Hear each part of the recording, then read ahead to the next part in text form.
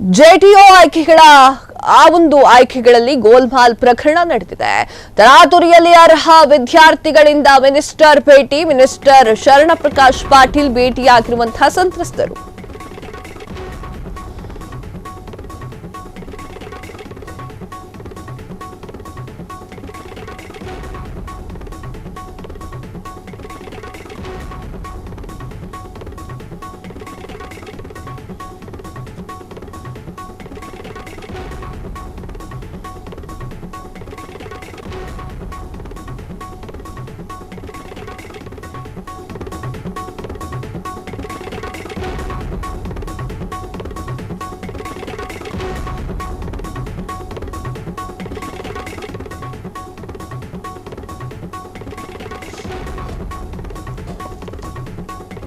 JDU ಆಯ್ಕೆಗಳಲ್ಲಿ ಗೋಲ್ಮಾಲ್ ಪ್ರಕರಣ.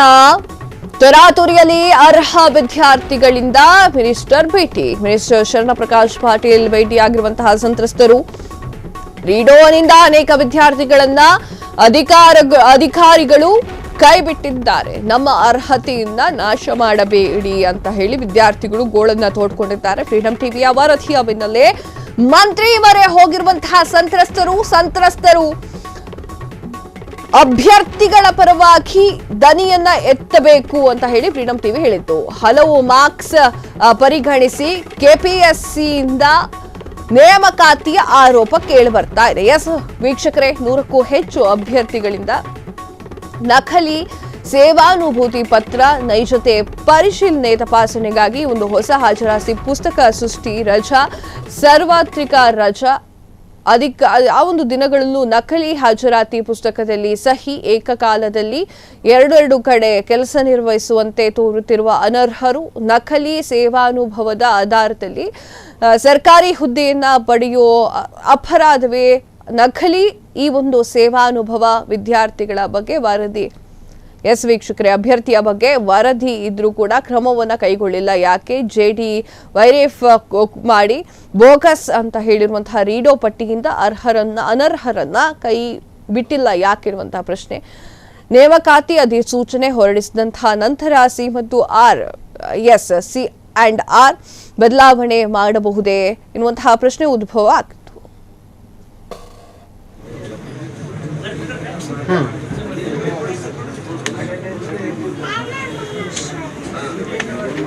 No, not regarding this. This is a new GT appointment counseling.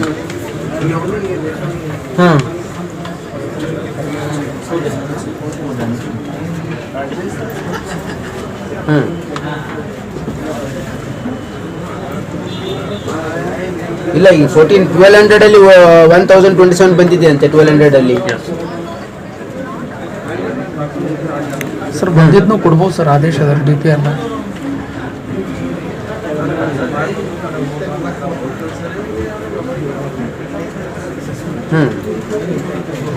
ಅಲ್ಲ, but how are you going to wait forever? 4 months is sir. ನಮ್ದಂತೂ 3 ವರ್ಷ ಆಯ್ತು sir. ಎರಡು list ಇಲ್ಲ, ಅವ್ರು delay ಆದ್ರೆ ನೀವು ಇರೋರಿಗೆ ಮಾಡಿ. We can't wait for others. ಈಗ ಅವ್ರು ಡಿಲೇ ಆದ್ರೆ it is there problem. But ನೀವು ಅಪಾಯಿಂಟ್ಮೆಂಟ್ ಆರ್ಡರ್ ಎಲ್ಲರಿಗೆ ಆಲ್ರೆಡಿ ನೇಮಕಾತಿ ಕೊಡ್ಬೇಕಂತ DPR ದಾಗ ಆದೇಶ ಅದ ಸರ್. ಯಾರು ಮೋಸ್ಟ್ಲಿ